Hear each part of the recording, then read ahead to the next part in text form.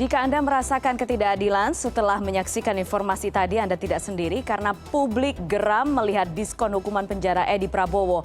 Mantan Menteri Kelautan dan Perikanan terpidana suap budidaya lobster dan ekspor benih benur lobster. Seolah-olah hukum di Indonesia mudah memaafkan, mudah memberi keringanan hukuman. Bukankah semestinya posisi Edi sebagai menteri akan memberatkan hukumannya? Karena ia pejabat publik yang terikat sumpah dibayar pajak rakyat, bukan justru menjadi kartu diskon hukuman. Kita diskusikan soal ini bersama Kurnia Ramadana, peneliti ICW. Mas Kurnia, selamat malam. Selamat malam, Mbak Put. Terima kasih banyak malam hari ini sudah bergabung dan kami memberikan informasi juga. Sebelumnya kami sudah menghubungi pihak Mahkamah Agung dan Komisi Yudisial, namun kedua pihak tersebut menolak bergabung dalam diskusi kita malam hari ini. Mas Kurnia, ICW bagaimana melihat perjalanan kasus ini? Sebenarnya untuk hukuman 5 tahun ini pun kan Jaksa KPK sebenarnya yang pertama kali memunculkan angka ini ya, yang mengejutkan sebenarnya ketika diproses banding, kemudian muncul angka 9 tahun dan kemudian sekarang turun lagi jadi 5 tahun.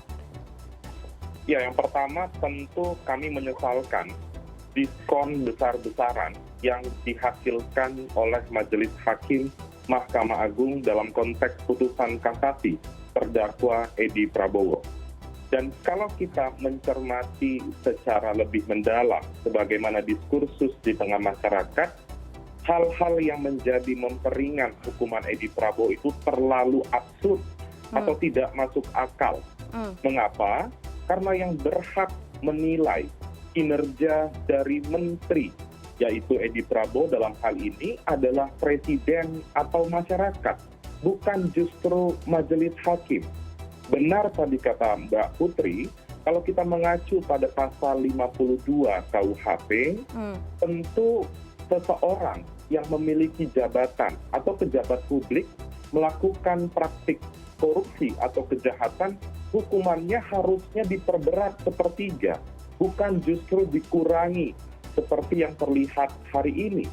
Selain dari itu, putusan tersebut juga mengatakan akibat peraturan yang dikeluarkan oleh Edi Prabowo itu mensejahterakan masyarakat. Tentu ini sangat mudah untuk dibantah dan dikritisi. Edi Prabowo itu melakukan praktik korupsi di tengah kesengsaraan masyarakat ketika menghadapi wabah pandemi COVID-19. Jadi di mana logika dari putusan itu dapat diterima oleh masyarakat, sehingga wajar jika masyarakat mengkritik putusan tersebut. Demikian, Mbak Put. Kemudian sekarang sudah ramai melihat rekam jejak hakim yang kemudian memutus mengkorting hukuman Edi Prabowo ini. ICW punya catatan tersendiri soal ini? Iya, kalau kita melihat dari sejumlah pemberitaan, disebutkan pihak-pihak yang menangani perkara Edi Prabowo di tingkat kasasi pernah menghukum ringan.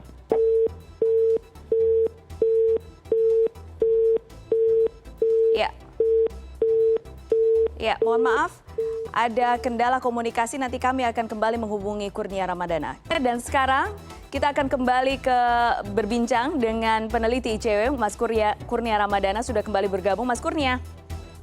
Iya, Mbak. Oke, Mas Kurnia, yang menarik sekarang sebenarnya juga melihat catatan dari ICW berkaitan dengan mereka yang menangani perkara ini. Tadi belum sempat tuntas membahasnya. Iya, kalau kita lihat dari sejumlah pemberitaan, anggota majelis hakim dari 3 orang yang menyidangkan, 1 orang dissenting opinion. Dan sebenarnya mudah bagi masyarakat untuk melihat lebih lanjut bagaimana track record dari anggota majelis hakim. Kalau disebutkan berdasarkan pemberitaan, ternyata beberapa anggota majelis hakim pernah juga membebaskan hukuman pelaku korupsi dan juga menghukum ringan pelaku korupsi. Selain dari itu, Mbak Putri, ini sebenarnya pertimbangan yang mengulangi. Kalau Mbak Putri ingat dulu ada perkara Juliari Peter Batubara, ketika masyarakat mengkritik putusan itu justru dijadikan dasar memperingan. Ada juga diskon hukuman dari Jaksa Pinangki dari 10 tahun menjadi 4 tahun penjara. Itu memperlihatkan apa? Memperlihatkan tidak ada satu frekuensi yang sama di tingkat lembaga kekuasaan kehakiman ketika menyidangkan praktik korupsi itu sendiri. Jangan lupa korupsi itu adalah kejahatan yang luar biasa, tentu tidak bisa di treatment yang sama Maka dari itu ada pengadilan khusus tindak pidana korupsi dengan harapan hakim-hakim itu mempunyai frekuensi yang sama, tentu dengan pemberatan ketika terdakwa berasal dari pejabat publik. Ya. Demikian, Mbak Ya. Putri. Mas Kurnia, yang juga agak unik ya sebenarnya adalah respon KPK yang menyatakan putusan majelis hakim, saya kutip nih, putusan majelis hakim Suyokiaya mempertimbangkan hakikat pemberantasan korupsi sebagai extraordinary crime. Ini disampaikan jubir KPK Ali Fikri 10 Maret. KPK menyayangkan putusan ini, tapi sebenarnya ini pun kembali ke tuntutan yang diajukan KPK di awal kasus ini bermula. Iya, ini kan sebenarnya hukuman 5 tahun adalah hukuman yang dianggap pantas oleh KPK. Tentu kontradiksi dengan pernyataan dari PLT Jubir Penindakan KPK, Mas Ali Fikri. Kalau kita lihat lebih lanjut, Mbak Putri, dalam cuitan Twitter Firly Bahuri, Ketua KPK, juga yang bersangkutan tidak ada upaya untuk mengkritik putusan itu. Yeah. Jadi kami melihat memang ini sudah sesuai, sekalipun ini di tingkat kasasi, misalnya putusan ini kita berandai-andai di tingkat banding, saya hakul yakin KPK juga tidak akan mengajukan kasasi karena sudah sesuai dengan keinginan dari KPK. Padahal Mbak Putri, pasal yang dikenakan kepada Edi Prabowo itu memungkinkan untuk dituntut 20 tahun bahkan seumur hidup. Dari sana kita bisa mengukur sejauh mana sebenarnya keseriusan KPK ketika membongkar praktik korupsi yang berasal dari, pertama, pejabat publik, yang kedua, dari lingkaran atau bagian dari politik.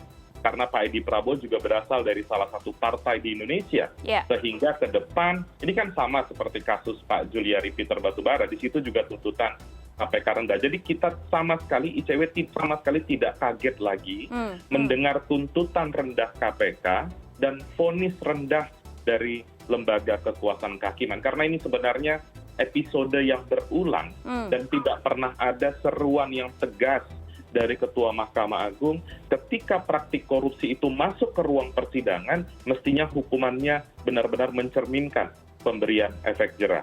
Demikian, Mbak. Termasuk kalau misalnya kita melihat track record dari Mahkamah Agung yang setidaknya sudah memberikan diskon vonis bagi 17 koruptor. Ini saya mengutip informasi dari Detikcom. Bagaimana dengan catatan ICW? Apakah memang sekarang kasasi ini sebagai last resort bagi para koruptor untuk bisa mendapatkan apa yang mereka inginkan? Pengadilan itu adalah tempat bagi masyarakat untuk mencari keadilan ketika mereka merasa hak-haknya dirampas oleh pelaku kejahatan. Produk lembaga kekuasaan kehakiman harus mencerminkan kepastian kemanfaatan dan keadilan. Kalau dalam pandangan ICW, misalnya sepanjang tahun 2020, rata-rata hukuman bagi koruptor hanya 3 tahun 1 bulan penjara. Jadi cita-cita kita untuk bisa keluar dari lingkaran korupsi ini masih teramat jauh, karena tempat untuk menyidangkan perkara korupsi selalu memberikan courting, diskon. Sehingga kami khawatir putusan Edi Prabowo ini justru dijadikan motivasi bagi pejabat-pejabat publik yang ingin melakukan praktik korupsi karena mereka tahu ketika mereka berhadapan dengan majelis hakim pasti hukumannya juga akan ringan seperti yang diterima oleh Pak Edi Prabowo. Kita belum lepas dari permasalahan pengetatan remisi yang sudah dibatalkan oleh Mahkamah Agung sehingga ke depan para koruptor ini sudah hukumannya rendah, mereka juga akan mudah untuk mendapatkan pengurangan hukuman. Jadi dari hulu sampai ke hilir, semuanya bermasalah soal penanganan perkara korupsi. Demikian, Mbak Putri. Bahkan yang sudah sering kita bahas nih Mas Kurnia, sudah beberapa kali kalau tidak salah saya dan ICW sempat membahas. Ini bahkan dari awal permasalahan ketika penanganan kasus korupsi di Indonesia, sejak dituntutan itu memang sudah dalam tanda kutip sengaja dilemahkan. Ada pasal-pasal yang bisa digunakan tapi tidak digunakan. Katakanlah TPPU misalnya. Itu juga sering sekali tidak digunakan. Iya, esensi penegak hukum itu adalah merepresentasikan korban dalam proses persidangan.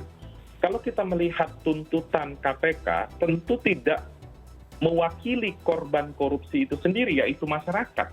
Selain dari itu, tadi kata Mbak Putri benar sekali, penggunaan undang-undang pencucian uang dalam dakwaan penegak hukum, sekalipun itu KPK, masih sangat rendah. Kalau kita bicara soal konsep pemiskinan pelaku korupsi, maka gunakanlah Undang-Undang Nomor 8 tahun 2010 atau Undang-Undang Pencucian Uang, karena di sana ada metode pembalikan beban pembuktian.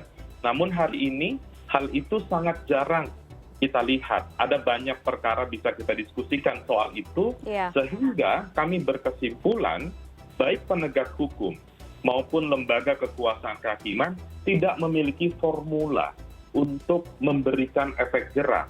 Tentu selain hukuman badan, ada hukuman pemulihan perekonomian negara yang sudah dirugikan. Total kerugian negara tahun 2020, data ICW mencatat setidaknya 56 triliun rupiah. Tapi yang kembali ke negara melalui uang pengganti itu hanya 18 triliun rupiah. Jadi sudah pemenjaraannya rendah, pemulihan kerugian keuangan negaranya juga sangat minim. Demikian, Mbak Putri. Mas Kurnia, jangan lupa, Anda juga jangan lupa, publik juga sebaiknya tidak lupa, karena selain diskon hukuman, ada juga diskon pencabutan hak politik ya, dari yang tadinya 3 tahun menjadi 2 tahun. Bagaimana respon Anda ini? Iya, pelaku kejahatan yang mempunyai irisan politik atau mungkin kepala daerah, menteri, dan lain sebagainya, kenapa pencabutan hak politik yang diatur dalam pasal 18 itu penting untuk selalu disematkan kepada mereka, agar masyarakat tidak lagi diperhadapkan dengan orang-orang bermasalah ketika mereka mengikuti proses pemilihan umum.